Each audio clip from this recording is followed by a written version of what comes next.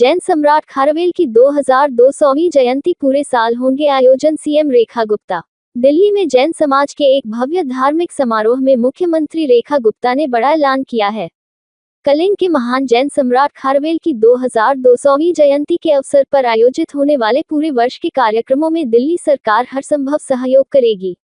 इस दौरान सम्राट खारवेल पर बनी फीचर फिल्म भी प्रदर्शित की गई। पूर्वी दिल्ली के कड़कड़डूमा स्थित देवस्य सिटी सेंटर में श्री दिगंबर जैन समाज और एकल महिला समाज कृष्णा नगर द्वारा मंगल कलश स्थापना समारोह और सम्राट खारवेल की 2200वीं जयंती समारोह का आयोजन किया गया। कार्यक्रम में दिल्ली की मुख्यमंत्री रेखा गुप्ता मुख्य अतिथि के रूप में शामिल हुई। मैं प्रणाम करती हूँ स्वामी जी का, मैं बहुत बहुत धन्यवाद करती हूँ कि इतने ज्ञानी स्वामी आज दिल्ली में हम सबके बीच में पधारे हैं। और आचार्य प्रज्ञा सागर जी की उपस्थिति को तो मैं किन शब्दों में बयां करूं कि मुझे मार्गदर्शन देने वाले और मेरे लिए अगले 25 साल का एजेंडा देने वाले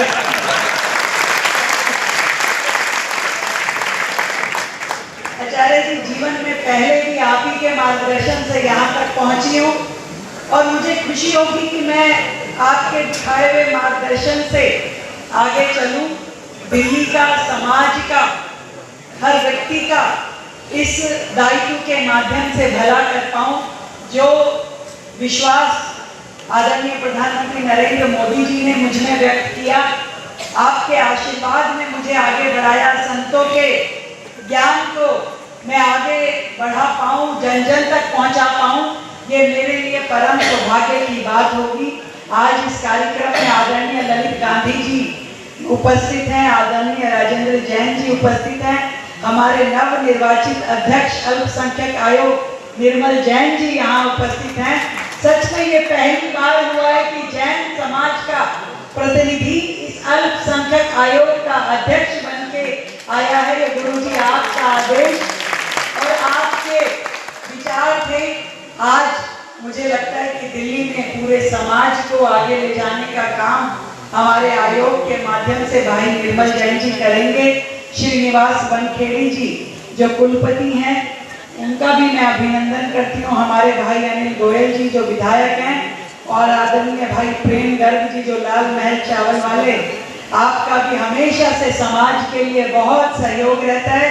मैं आप सबको बहुत बहुत प्रणाम करती हूँ, बधाई देती हूँ कि आज का ये आयोजन जो सम्राट खारवेल जी की 2200वीं जयंती महोत्सव का ये कार्यक्रम है। आज लोगों का भी हमने आप लोगों के सामने शिलान्यास किया, लोकार्पण किया और इस पूरे जन्म जयंती वर्ष को बड़े बड़े आयोजनों के माध्यम से उनके जो ज्ञान और उनकी परंपराएं, जो भारत के लिए उनका जो काम है, उसको जन जन तक पहुंचाने का काम सरकार के माध्यम से भी जरूर हम आचार्य जी करेंगे। मैं आपको विश्वास दिलाती हूँ और सच में अपनी भारत की जड़ों से जुड़ के रहने में और अपने ऐसे राजा महाराजा संत गुरु आप सबके विचारों को पहुंचाएंगे, तभी भारत का जो युवा है, जिसे जेन ज़ी के माध्यम से आजकल पुकारा जा रहा है, वो देश से जुड़ पाएगा, हमारी संस्कृति से, हमारी परंपराओं से जुड़ पाएगा। इसलिए ये एजेंडा जो 25 साल का है, ये बहुत महत्वपूर्ण है और एक एक काम उसमें होना अति आवश्यक है। गुरुजी, आपके शब्द, आपका आशीर्वाद हम सब दिल्ली वासियों के लिए बहुत महत्वपूर्ण है। दिल्ली जो देश की राजधानी है, देश का सम्मान है, उसे और आगे बढ़ाने की जरूरत है। वर्षों बाद ऐसे हाथों में दिल्ली का नेतृत्व आया है जो सच में विकास करने में और संस्कृति को जोड़ करके विकास को आगे बढ़ाने में अपना लक्ष्य रखते हैं। आदरणीय प्रधानमंत्री जी ने हमेशा उसी विषय को आगे बढ़ाया है। धर्म, संस्कृति और विकास सब एक दूसरे के पूरक हैं और उसी पूरक बन करके ही समाज को आगे ले जाते हुए, धर्म की पहचान दिलाते हुए, संस्कृति के प्रचार और प्रसार को जन जन तक पहुंचाते हुए दिल्ली सरकार अपना काम करेगी।